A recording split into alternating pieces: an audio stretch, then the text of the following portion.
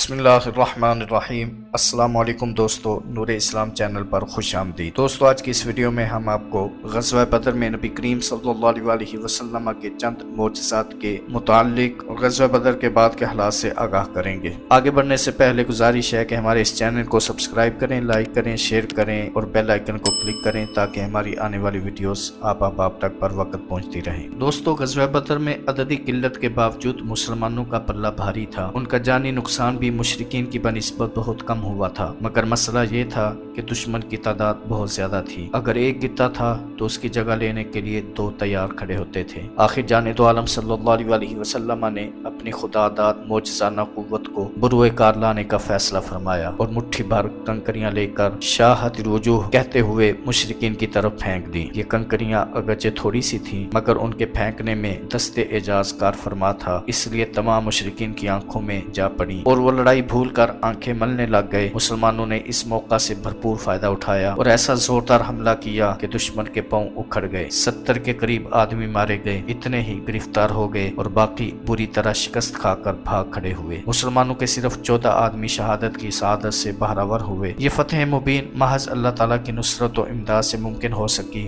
ورنہ اتنے تھوڑے سے بے سر و سامان افراد کا اپنے سے 3 گنا زائد اور ہر طرح سے مسلح دشمن پر غلبہ پا لینا بظاہر ناممکن تھا۔ اللہ تعالیٰ اسی حقیقت کو اہل ایمان کے دلوں میں راسخ کرنے کے لیے ارشاد فرماتا ہے، وَلَقَدْ نَصَرَكُمُ اللَّهُ بِبَدْرٍ وَأَنْتُمْ أَذِلَّةٌ۔ بلا شبہ اللہ تعالیٰ نے بدر کے دن تمہاری مدد کی تھی ورنہ تم تو بے سر و سامان تھے۔ مجاہدین کے برق آسا حملوں اور جانے دو عالم صلی اللہ علیہ وسلم کے کنکریاں پھینکنے کو اللہ تعالیٰ نے اتنا بڑا اعزاز و مرتبہ عطا کیا کہ ان دونوں کاموں کو اپنا فعل قرار دے دیا اور فرمایا کہ اس دن بظاہر تو مجاہدین کافروں کو قتل کر رہے تھے مگر حقیقت میں انہیں میں قتل کر رہا۔ اسی طرح دیکھنے والوں نے تو یہ دیکھا کہ میرے محبوب نے کنکریاں پھینکی ہیں مگر در حقیقت اس نے نہیں بلکہ میں نے پھینکی ہیں۔ فَلَمْ تَقْتُلُوهُمْ وَلَكِنَّ اللَّهَ قَتَلَهُمْ وَمَا رَمَيْتَ إِذْ رَمَيْتَ وَلَكِنَّ اللَّهَ رَمَى۔ سبحان اللہ، اظہار یگانگت کا کیا ہی وجد آفریں انداز ہے۔ دوستو اگرچہ یہ غزوہ از اول تا آخر سراپا معجزہ ہے، تاہم سیرت نگاروں نے بعض نمایاں معجزات کا خصوصی طور پر ذکر کیا ہے۔ ان میں سے دشمن کے مقتولوں کا پہلے سے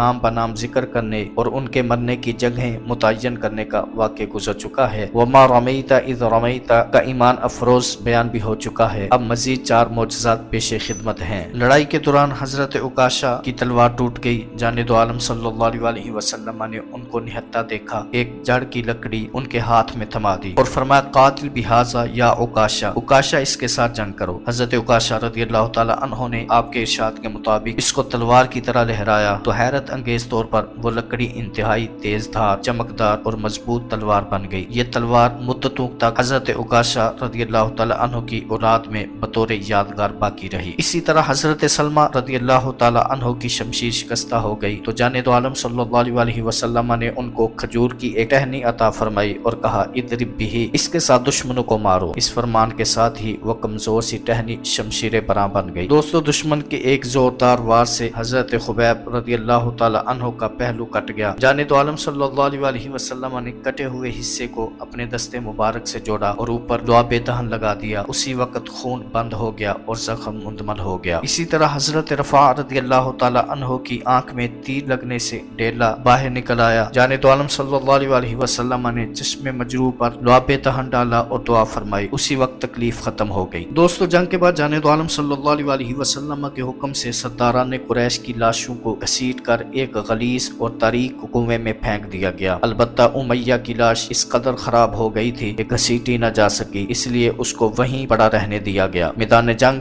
مدینہ منورہ سے دور ہونے کی صورت میں جانے دو عالم صلی اللہ علیہ وسلم کا معمول تھا کہ فتح کے بعد 3 دن تک وہیں قیام فرماتے تھے تاکہ تھکے ماندے سپاہی آرام کر لیں اور زخمیوں کی مرہم پٹی کر کے واپسی کے سفر کے لیے تازہ دم ہو جائیں۔ بدر میں بھی آپ 3 دن مقیم رہے۔ تیسرے دن روانگی سے پہلے اس گھڑے کے پاس تشریف لے گئے جس میں مشرکین کی لاشیں پھینکی گئی تھیں اور اس کے کنارے کھڑے ہو کر مقتولوں کو نام بنام پکارا، اے ابو جہل، اے عتبہ، اے فلاں، اے فلاں، ہمارے ساتھ ہمارے رب نے جو وعدہ کیا تھا وہ تو اس نے پورا کر دکھایا، تمہارے ساتھ جو وعدہ کیا گیا تھا وہ بھی پورا ہو گیا کہ نہیں؟ یعنی ذلت و رسوائی اور مبتلا عذاب کرنے کا۔ تم میرے ہم قوم تھے مگر کیسے برے ہم قوم، تم نے مجھے جھٹلایا اور دوسروں نے مجھے سچا سمجھا، تم نے مجھے مکہ سے نکالا اور لوگوں نے مجھے اپنے پاس ٹھہرایا، تم مجھ سے لڑنے کے لیے چلے آئے اور اہل ایمان نے میرا بھرپور ساتھ دیا۔ حضرت عمر رضی اللہ تعالی عنہ نے جان دو عالم صلی اللہ علیہ وسلم کو مردوں سے خطاب کرتے دیکھا تو بہت حیران ہوئے اور عرض کی، یا رسول اللہ صلی اللہ علیہ وسلم کیف تکلم اجسادا لا ارواح فیہا، یا رسول اللہ آپ بے جان جسموں سے کس لیے مخاطب ہو رہے ہو؟ آپ صلی اللہ علیہ وسلم نے فرمایا، ما انتم باسمع لما اقول منہم، میں جو کچھ کہہ رہا ہوں اس کو تم ان سے زیادہ نہیں سن رہے، یعنی وہ بھی اسی طرح سن رہے ہیں جس طرح تم سن رہے ہو، لیکن وہ جواب دینے کی طاقت نہیں رکھتے۔ دوستو 3 دن بعد واپسی کا سفر شروع ہوا۔ جنگ سے پہلے اپنے صحاب کی بے سر و سامانی دیکھ کر جان دو عالم صلی اللہ علیہ وسلم نے دعا فرمائی تھی، یا اللہ میرے ساتھی پیدل ہیں، ان کو سواریاں عطا فرما، ان کا لباس ناکافی ہے، ان کو پوشاکیں عنایت فرما، ان کے پاس کھانے کو کچھ نہیں، ان کو وافر کھانا نصیب فرما۔ اب واپسی کے وقت اس دعا کی اجابت کا مشاہدہ ہو رہا تھا۔ سینکڑوں اونٹ، گھوڑے، بہت سارا اسلحہ اور وسیع مقدار میں خورد و نوش کا سامان بطور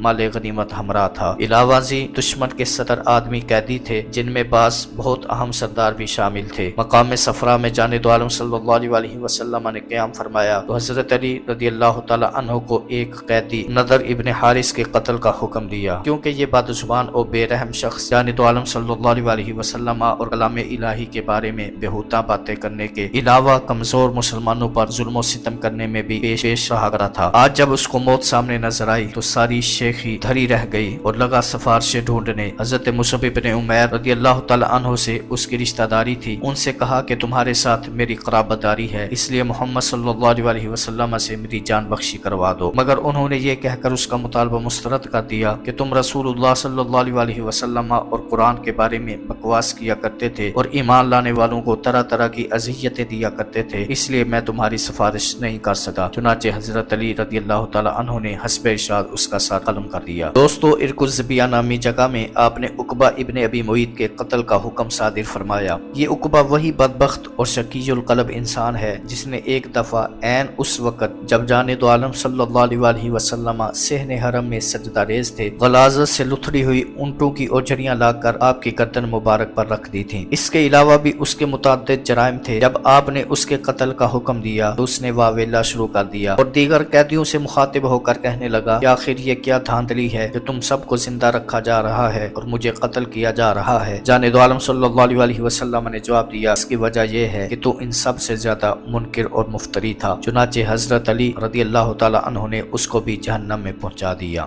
دوستو یہ تھی ہماری آج کی ویڈیو۔ اس ویڈیو کو آپ نے اپنے دوستوں کے ساتھ اور اپنے پیاروں کے ساتھ بھی ضرور شیئر کرنا ہے۔ نور اسلام کو ضرور سبسکرائب کر لیں۔ اللہ تعالیٰ آپ کو ہم سب کو اپنے حفظ و امان میں رکھے، آمین۔